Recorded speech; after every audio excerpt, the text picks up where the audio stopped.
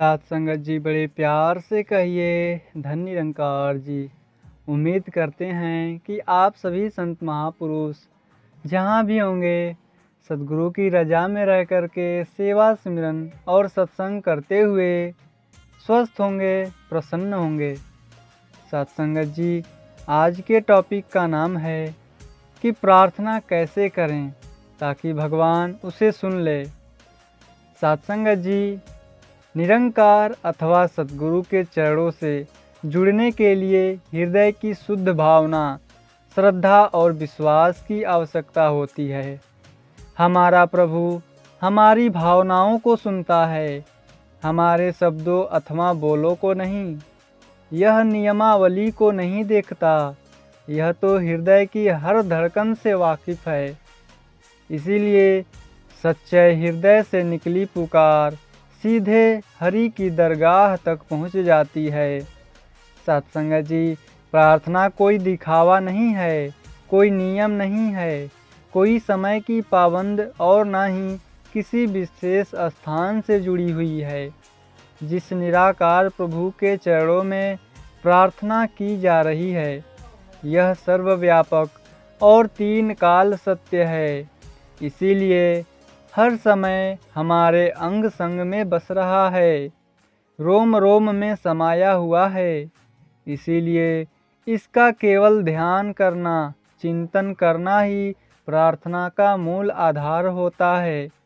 जैसे बिजली का करंट तो प्लग में पहले से ही चाहे मौजूद हो, और यदि हमारे उपकरण की तार की सॉकेट इस प्लग में पूरी तरह फिट नहीं आया, तो हमारी फिटिंग करने की जो तरीका है या करंट मौजूद होते हुए भी उस उपकरण को शक्ति नहीं दे सकता है। हाँ, यदि हम प्लग को सॉकेट में ठीक तरह से जोड़ते हैं तो यह बिजली की शक्ति उस उपकरण को उपयोगी बना देती है। ठीक इसी प्रकार जब हम प्रार्थना में इस निराकार प्रभु से पूरी तरह से जुड़ जाते हैं तो हम निरंकार में पहुंच जाते हैं। इस गृह में भाषा नहीं, केवल भावना प्रधान होती है। हमारा सीधा संबंध अपने इस प्रियतम से जुड़ जाता है। सत्संग जी, प्रार्थना हृदय से निकलकर हृदय में समाये हुए इस सर्वव्यापक तक पहुंचती है। इसीलिए यह सूक्ष्म मिलन है। इसमें शारीरिक स्थिति अथवा पोज का इतना महत्व नहीं है जितना कि शुभ मिलन के आनंद का है।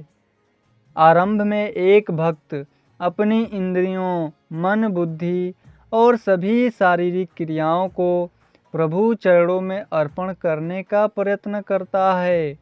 इस प्रयत्न की क्रिया करते समय वह शारीरिक तौर पर आंखें बंद, हाथ जुड़े, सिर झुका आदि क्रियाओं को अपनाता है ताकि उसका मन इधर उधर दृश्यमान दुनिया से हट सके।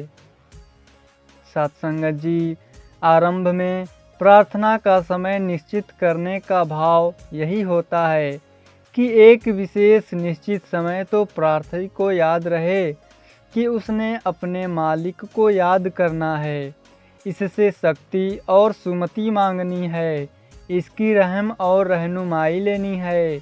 इस मकसद को सम्मुख रखकर ही संतों महापुरुषों ने सांसारिक झमेलों में फंसे मानव को दिन में 3 बार, 5 बार एवं 2-4 बार प्रार्थना करने का अभ्यास का रास्ता दर्शाया। एक साधारण मानव सारा दिन दुनिया के कार्यों में इतना व्यस्त रहता है कि उसकी सारी शक्तियाँ दुनियावी कामों में ही लग जाती हैं। इस व्यस्त दिनचर्या में विशेष निश्चित समय पर मानव को एहसास कराया जाता है कि उसके जीवन का लक्ष्य क्या होना चाहिए, उसने प्राप्त क्या करना है और वह कर क्या रहा है। सत्संग जी, जैसे बच्चे को पढ़ाने के लिए स्थूल से सूक्ष्म, फ्रॉम कंसेप्ट टू एब्स्ट्रैक्ट के सिद्धांत को अपनाया जाता है। यदि बच्चे के मन में 4 की गिनती का एहसास कराना है तो पहले हम उसे 4 गेंदे, 4 टॉफ़ी, 4 खिलौने इत्यादि दे करके 1-2 दिन तक 4 गिना कर दिखाते हैं। धीरे धीरे 4 की संख्या की जानकारी उसके दिमाग में बैठ जाती है। फिर यदि हम उसे कहते हैं कि तुम्हें 4 रुपए, 4 खिलौने, 4 टॉफियाँ देंगे, तो वह 2 और 4 का अंतर समझ चुका होता है। तो साध संगत जी, ठीक इसी प्रकार गुरु पीरों ने मानव मन की कमजोरी को देखते हुए कि यह दुनियावी शक्ति और मायावी आकर्षण की ओर अधिक खींचा चला जाता है, ब्रह्म ज्ञान देकर इस असीम के साथ जुड़ने के लिए साध संगत, सेवा और सुमिरन का रास्ता बताया है। ये तीनों भक्ति के माध्यम हैं। अब इन तीनों को जीवन में अपनाने के लिए गुरसिक को प्रार्थना करने की आवश्यकता पड़ती है। साध संगत से ही सत्य संगत तक पहुंचा जाता है। सत्य इस निराकार प्रभु को कहते हैं। हर श्वास इस परम सत्ता से नाता जुड़ा रहे, इस ध्यान को बनाए रखने के लिए हमें साध संगत की आवश्यकता पड़ती है। साध संगत बहुत बड़ा ट्रेनिंग सेंटर होती है, जो इस सूक्ष्म निरंकार के साथ जुड़ने की युक्ति और तजुर्बे बताती है। निरंकार से जुड़ने के लिए प्रार्थना का मार्ग दर्शाती है और प्रार्थना करने का सही तरीका भी सिखाती है। सत्संगत जी, इस ध्यान को बनाए रखने के लिए प्रार्थना करते समय सबसे पहले हमारे हृदय में समर्पण भाव पैदा होता है।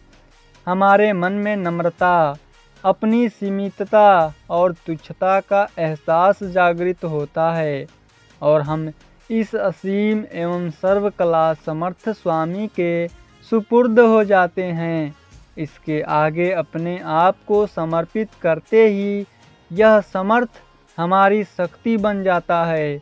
इसीलिए प्रार्थना केवल शब्दों या बोलों से नहीं, बल्कि हृदय के भाव से निकले तभी परवान होती है। प्रार्थना के लिए जरूरी है तन से अधिक मन का झुकना, अपने मालिक सतगुरु और निरंकार की पहचान और इस असीम शक्ति का एहसास। यदि इस निराकार की पहचान है, सतगुरु की रहमत द्वारा इसको अंग संग देखा जा रहा है, तो प्रार्थना करते समय हमारा इष्ट हमारी आँखों के सामने रहेगा। सत्संगत जी, शारीरिक आँखें चाहे बंद हो या खुली, उससे कोई फर्क नहीं पड़ता, क्योंकि निराकार को तो ज्ञान नेत्रों ने देखना है, जो कि पूर्ण सतगुरु से मिलते हैं।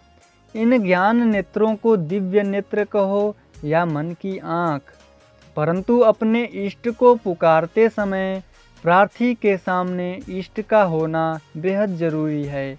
जिस तरह बच्चा अपनी माँ को पुकारता रहे और उसको अपनी माँ की पहचान न हो, तो कोई भी औरत उसकी माँ बनकर उसकी चीख पुकार नहीं सुन सकती है। यदि उसे अपनी माँ की पहचान है, तो वह हर औरत को अपनी माँ नहीं समझेगा। माँ को देखकर ही सहायता, हमदर्दी और प्रेम के लिए पुकारेगा। इसीलिए प्रार्थना करने से पहले हमें इष्ट की पहचान होना परम आवश्यक है। निरंकार अथवा सतगुरु के आगे प्रार्थना करने से पहले इनकी पहचान होनी आवश्यक है, ताकि प्रार्थना करते समय ध्यान सीधा अपने इष्ट के चरणों से जुड़े। जिनको निराकार या इसके साकार स्वरूप की पहचान नहीं होती, वे प्रार्थी मानव के हाथों से बने भिन्न भिन्न इष्टों के आगे हृदय की पुकार रखते हैं। प्रभु सहायता के लिए इनको किसी विशेष स्थान, जहाँ इनके इष्ट सुशोभित होते हैं, वहाँ जाकर प्रार्थना करनी पड़ती है। इन इष्टों को माध्यम बनाकर ये अपने हृदय के भाव को प्रकट करते हैं। इनकी प्रार्थना भी स्वयं निरंकार ही सुनता है और पूरी भी करता है, परंतु निरंकार की पहचान न होने की दशा में मानव अपने हाथों से बनाए इष्टों की पूजा करके ही संतुष्ट हो जाता है। यह संतोष सदैव नहीं रहता है। प्रार्थना करने के लिए प्रार्थी को किसी मध्यस्थ की आवश्यकता नहीं होती है। यह तो प्रार्थी और भगवान के बीच सीधा संपर्क होता है, क्योंकि भगवान सभी के अपने हैं और यह सभी की सुनते हैं। सत्संगत जी, दूसरी ओर ब्रह्मज्ञानी की प्रार्थना श्वास श्वास हो रही होती है। प्रार्थना करते समय इसे किसी विशेष स्थान पर जाने की ज़रूरत नहीं होती है। यह आकाश में हवाई जहाज़ का सफ़र तय कर रहा हो या धरती पर घूम रहा हो, यह सर्वव्यापक इसके सम्मुख रहता है, ही इसकी सुरक्षा करने वाला होता है। इसीलिए यह अपनी प्रार्थना हर जगह हर समय कर लेता है। सत्संगत जी, एक ब्रह्मज्ञानी गुरसिक निरंकार के सिवाय किसी और इष्ट को नहीं पुकारता है। वह यह जानता है कि अन्य सभी इष्ट इस निरंकार के असीम भंडार से लेकर ही देते हैं। फिर स्वामी को छोड़कर किसी अन्य इष्ट से क्यों मांगा जाए। इसीलिए गुरसिक श्वास श्वास इस निराकार की अनुभूति करता हुआ हर कार्य करने से पहले प्रार्थना करता है, काम करते करते प्रार्थना करता है और कार्य की सफलता के बाद शुक्राने के भाव से प्रार्थना करता है। सत्संगत जी, जैसे गाड़ी को चलाने के लिए और चलते रहने के लिए ईंधन की आवश्यकता रहती है, इसी प्रकार गुरसिक को भी काम करने से पहले और काम करते करते भी इस निराकार से प्रार्थना करने की आवश्यकता रहती है। कार्य संपन्न होने पर भी गुरसिक सदैव दातार का शुक्राना करता है। वह जानता है कि दातार तेरी कृपा से ही यह सारा काम हुआ है, मैं तो कुछ भी करने योग्य नहीं हूँ। इस तरह गुरसिक के मन में कभी भी कर्ता भाव नहीं आता है। सत्संगत जी, सबसे उत्तम प्रार्थना तो निरंकार के आगे की गई सीधी प्रार्थना है, जो सूक्ष्म और खामोश है, परंतु है सार्थक और ताकतवर भी। यह युक्ति बहुत कम भक्तों के हिस्से में आती है। यदि प्रभु पर विश्वास इतना मजबूत नहीं है या किसी कानों वालों को मुख से बोलकर ही सुनाने में संतुष्टि मिलती हो, तो अपनी प्रार्थना किसी ब्रह्मज्ञानी महापुरुष के द्वारा भी इस निरंकार के आगे की जा सकती है। एक साधारण गुरसिक इस युक्ति को अपना करके संतुष्ट हो जाता है।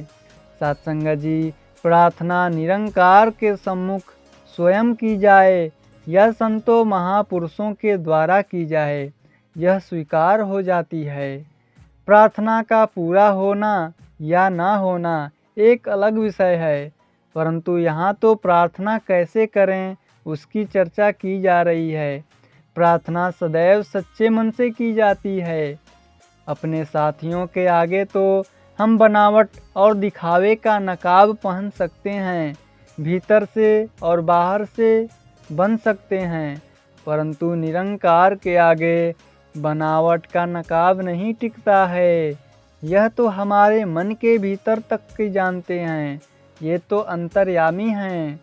ये खोखले बालों को भी पहचानने वाले हैं।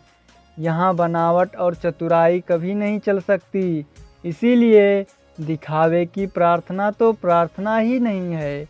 सतगुरु के आगे यदि शब्दों का सहारा लेकर प्रार्थना करनी हो तो जितना कम से कम बोला जाए उतना ही बेहतर है।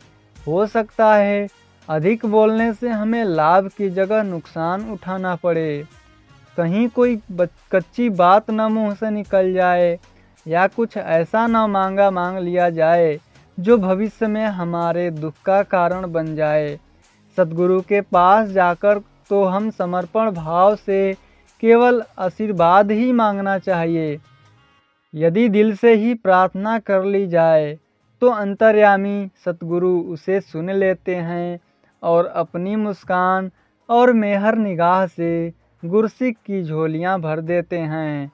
साथ संगत जी बड़े प्यार से कहिए धन निरंकार जी।